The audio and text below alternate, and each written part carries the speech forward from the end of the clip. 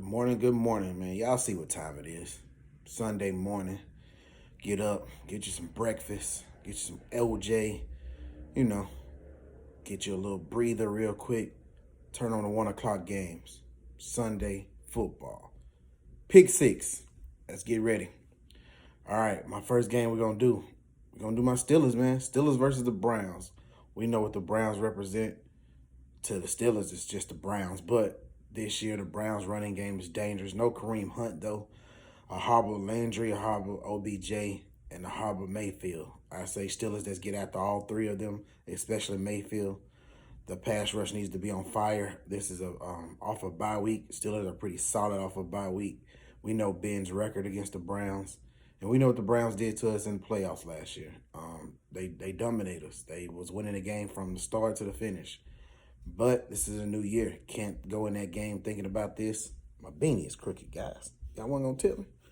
But we know how that looks. We know what this is, the AFC North game. This can get us in third place, can move us above the Browns. And it's time to start growing some of these wins, getting some of these wins here, like this game here. It's in Cleveland. It's going to be a battle. Got to stop that run game. Chubb is back.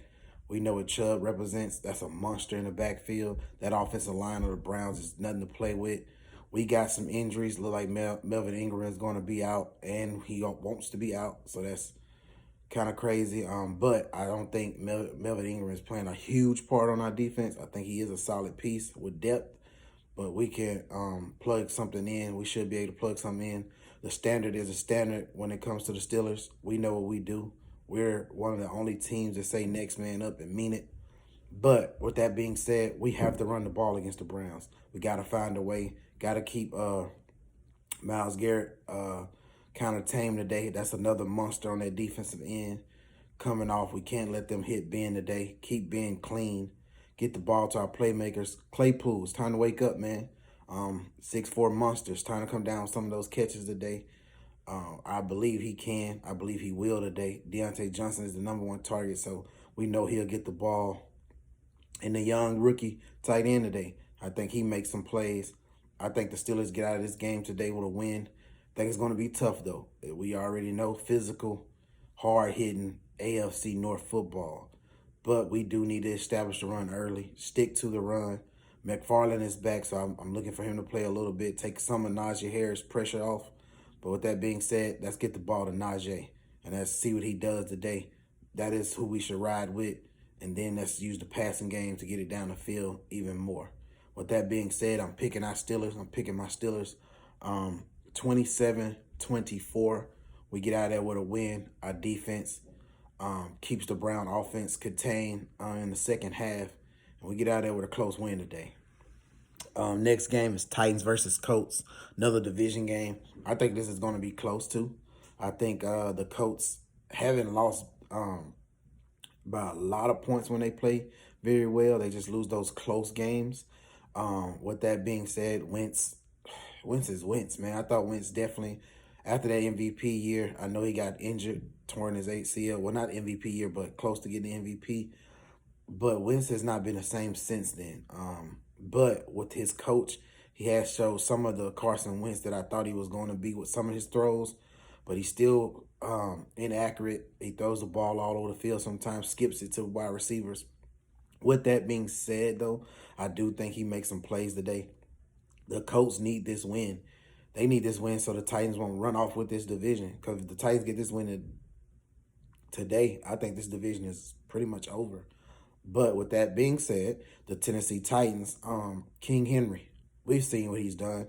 His name should be in the MVP race. They don't talk about it enough. All they talk about is quarterbacks. I think that's a disgrace because this guy is going for another 2,000-yard season. And that is just amazing to me. Tannehill has not been the Tannehill of last year, but he does have one weapon that's healthy today. Is A.J. Brown. And A.J. Brown showed his face last week and said, I'm here, man. Just give me the ball. I think they established a run, and I think they get out of there with a close win. I think the Colts fight all they can do all they can do, but they just can't win this game. I think the Titans take over this division, and I think they run away with this division. I'm going to go Titans 30-23 by a touchdown, but I think it's just right at the end. Patriots versus Chargers. This game, I kept going back and forth. We've seen different type of Chargers teams, even though they're leading.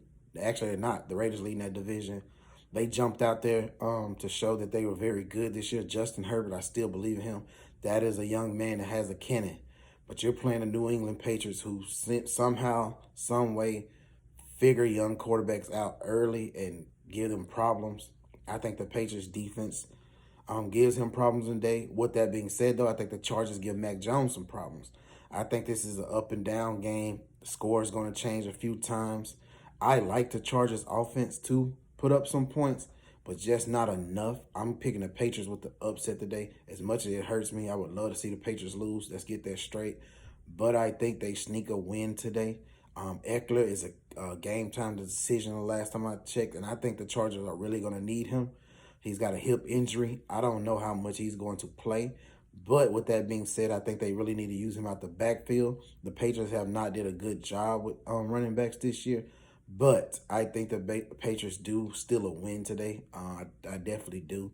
But very close. I'm thinking 27-24, maybe even 24-21. Very close game.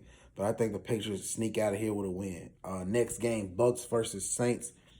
I think this might get ugly. No Antonio Brown, but the word is Gronk is going to play. Game time decision. If Gronk plays, I think Tampa Bay goes in there, gives Winston trouble. I don't think you can run on the Bucks if you don't have probably King Henry, to be honest. The Bucks just do not let you run the ball. AK just not, Alvin Kamara is just not that type of running back to dominate inside the tackles or, on this running game. But he can, as you saw Monday night, catch the ball. I think you need to use that. But I think they give Jameis Winston trouble today. I hope Jameis Winston stays calm and doesn't try to prove that, hey, y'all shouldn't have got rid of me for a 44-year-old quarterback. But with that being said, Tom Brady went to win the Super Bowl. Jameis, you don't have to prove anything. Just play your game. With that being said, I think they caused some turnovers today, though. I think the Bucks run away with this one a little bit. I hope the Saints stay in it.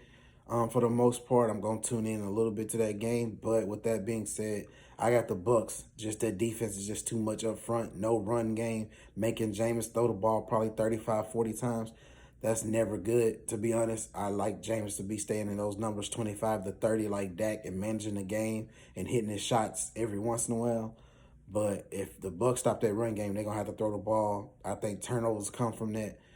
I think the Bucks score about 35 points today. I'm going to give the Saints 21-24, somewhere in there, and the Bucks roll and show why they're still one of the best teams in football and in the NFC. Washington versus Broncos. I had to pick this game because this was the only one that really just was like jumped out to me to pick. I try not to pick just easy games or layups, but this one here, man, Broncos offense, running game is hit or miss. They got a nice tight end. I think they should use the tight ends. Sutton is a nice wide receiver. They should use him more. But you're talking about Teddy Bridgewater. He's very careful with the ball. He tries not to turn it over. He tries to be perfect sometimes, I believe. And with that being said, I think this offense gets behind the chains. I think this offense gets behind sometimes. And Broncos defense has been showing up somewhat, but I think that defense should be better. With that being said, I don't think Von Miller's playing, so I think today Washington can run the ball somewhat on the Broncos. Heineke is Heineke. We don't expect much from Heineke, but I think him and Teddy Bridgewater is somewhere in there neck to neck, to be honest, man. When you come to quarterback play, this game was hard to pick, so I flipped a coin for the most part in my head, to be honest. I'm going to go Broncos 24-23 because they're at home. 1 point win, sneak out of there today, get them a victory, and get back in that race of the AFC West. Last but not least, Cowboys Nation, we're going to talk about you this week. Cowboys versus Vikings. To be honest, if Dak's calf is bothering him that much, I wouldn't play him. With that being said, though, you need to play him to win. But if Dak plays, I still think I'm going with the Vikings. Vikings need this win tonight. Run the ball, try to keep that offense on the side of the field, test this defense. But with that being said, I do not, and I mean do not, trust Kirk Cousins. Kirk Cousins is a bank robber without a mask, man. Let's just be honest. He has found a way and found a niche how to take money from organizations. But I think they can run the ball a little bit on the Cowboys today. Dak plays. Let me throw an asterisk in there. I think the Cowboys can win this game with Dak playing. I don't think they can win without him, but I had to put this in here. Without Dak playing, I'm going to go with the Vikings, 28 to 24, 27. I just don't trust Rush. Now, here's the asterisk part in my pick six. Please pay attention to this.